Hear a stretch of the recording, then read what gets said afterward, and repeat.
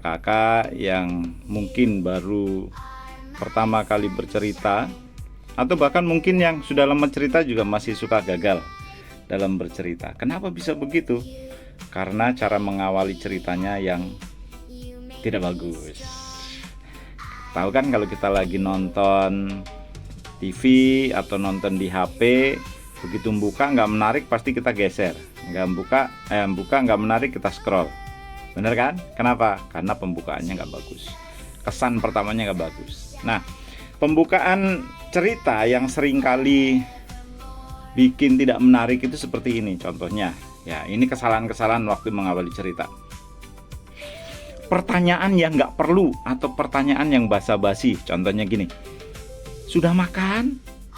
Kalau anak-anak jawab belum makan, mau ngasih makan. Atau siap dengar cerita? Nah, kalau satu kelas itu anaknya iseng semua, langsung kompak bilang tidak. Tetap cerita juga kita kan. Nah, itu pertanyaan basa-basi, tidak perlu dipertanyakan. Lalu yang kedua, melepaskan inti cerita di awal cerita.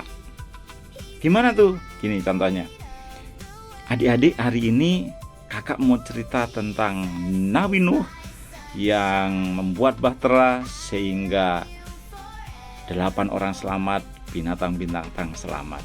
Selesai ceritanya, udah dilepaskan di awal cerita ya. Lalu ada lagi, mengawali cerita dengan lagu yang sama dengan ceritanya. Contohnya tadi Nabi Nuh umpamanya. Nuh sebenarnya bukan nabi ya. Tapi nggak apa-apa lah. Lagunya gini, lagu zaman dulu sampai sekarang masih suka dinyanyi. Nabi Nuh dan istrinya, 3 orang anaknya, 3 orang mantunya masuk dalam bahtera. Hujan lebat turunlah, hujan lebat turunlah, hujan lebat turunlah, 8 orang selamat. Nah, kalau ini dinyanyikan di awal cerita, itu udah selesai ceritanya. Lagu tadi sudah bercerita. Kalau mau dipakai untuk memperdalam cerita, lagu itu lebih baik diletakkan di akhir cerita.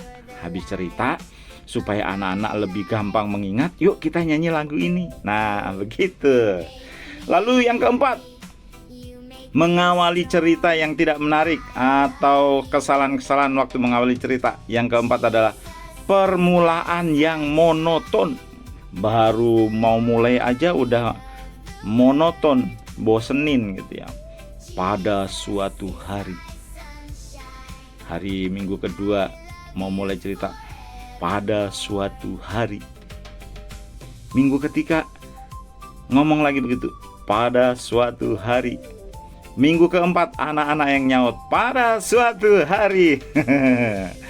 Permulaan yang monoton itu tidak menarik ya. Jadi hindari 4 hal tadi yang membuat awal cerita kita tidak menarik. Lalu bagaimana cara mengawali cerita yang menarik dan tidak membosankan? Nah, subscribe channel ini atau akun ini, sehingga kakak-kakak akan mendapatkan update-update selanjutnya tentang tips-tips bercerita di sekolah minggu, tips-tips melayani anak. Shalom, Tuhan Yesus memberkati.